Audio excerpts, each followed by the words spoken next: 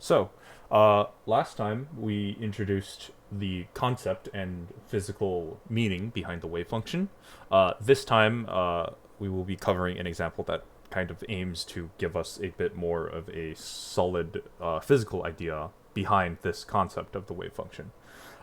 So, first off, we have shown that the very fact that it is called a wave function implies that particles apparently have a wave like nature.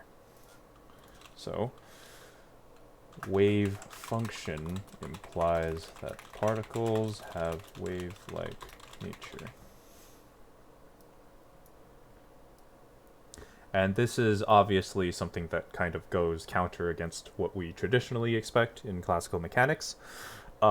Because classically, when I look at something like a baseball, I either expect it to be in a given position or for it to not be in a given position. We are not used to analyzing solid matter as if it were a wave. And in order to kind of show the physical implications behind something like this, I want to introduce the double slit experiment setup, which hopefully you already know.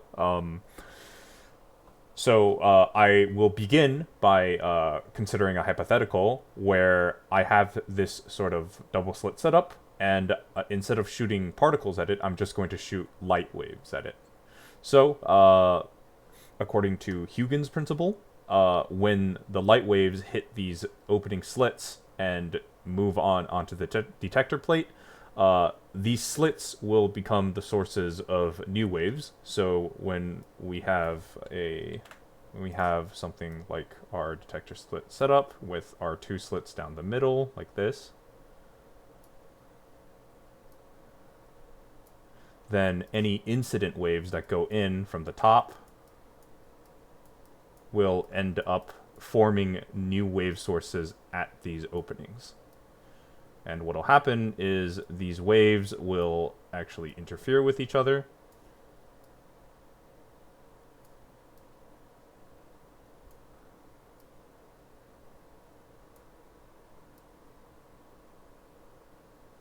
And these points where the waves from one incident slit interfere with the waves from the other incident slit are what are known as interference points. And the resulting wave pattern on the detector plate looks something like this.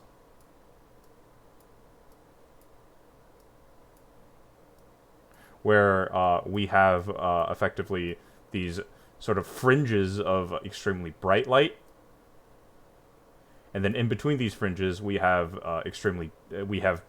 no illumination whatsoever.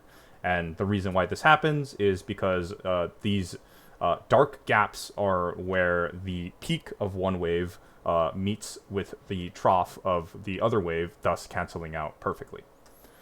Now, instead of shooting a light beam at this incident particle slit, let's instead start shooting actual particles. For this example, let's say that I shoot electrons, one at a time, into this double slit.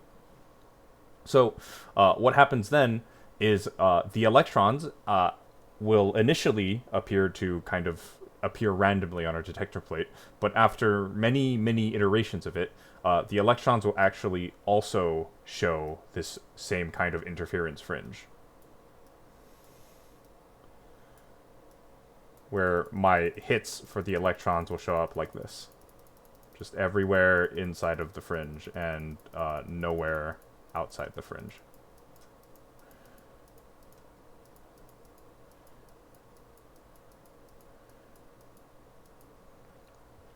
So, automatically, this apparently shows us that the electron is somehow able to behave like a wave, and despite the fact that we're only firing one electron at a time into the slit, it is somehow able to instantaneously enter both slits and interfere with itself in order to create this sort of interference fringe pattern.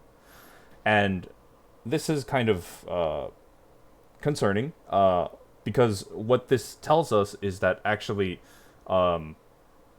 matter and wave-like properties actually seem to be intertwined on some fundamental level.